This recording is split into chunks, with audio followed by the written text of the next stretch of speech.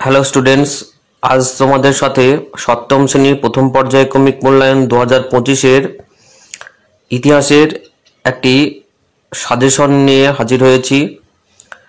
এই সাজেশনটি মূলত তোমাদের দ্বিতীয় এবং তৃতীয় অধ্যায়ের 2, 3 এবং 5 নম্বরের বড় প্রশ্নগুলিকে বাছাই করে তৈরি করা হয়েছে।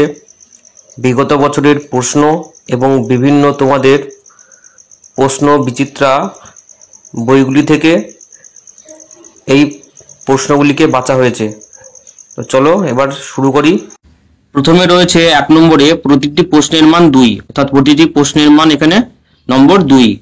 ক, বঙ্গ কি? খ, গণতন্ত্র বলতে কি বোঝায়? গ, বেদুইন কাদের বলা হয়? এদের প্রিয় খাদ্য কি? ঘ, হিজরত কি? ইঙ, দার উল ইসলাম বলতে কি বোঝায়? চ, নগরম বলতে কি বোঝায়? ছ, পঞ্চরত্ন কাদের বলা হয়? চ, পাল ও সেন যুগে বাংলায় কি কি ফসল উৎপন্ন হতো? এবারে 2 নম্বরে আর রয়েছে প্রতিটি প্রশ্নের মান 3, অর্থাৎ প্রতিটি প্রশ্ন 3 নম্বরের। ক, মাৎস্যনয় কি? খ, শশাঙ্কের আমলে বাংলার আর্থিক অবস্থা কেমন ছিল? গ, সেন রাজাদের আদি নিবাস কোথায় ছিল? কিভাবে তারা বাংলায় শাসন কায়েম করেছিল? ঘ, খলিফা কি? ঙ, সুলতান মাহমুদ ভারত থেকে লুট করার ধন সম্পদ কিভাবে ব্যবহার করেছিলেন? চ, ইসলাম ধর্মের প্রচারের আগে আরব দেশের সংক্ষিপ্ত পরিচয় দাও। ছ, উর এবং নাড়ু বলতে কি বোঝায়? বর্গীয় জ, চর্যাপদ কি? বর্গীয় জটা দুবার ব্যবহৃত হয়েছে। পরের প্রশ্ন, রাজা লক্ষণ সেনের রাজসভায় সাহিত্য চর্চার পরিচয় দাও।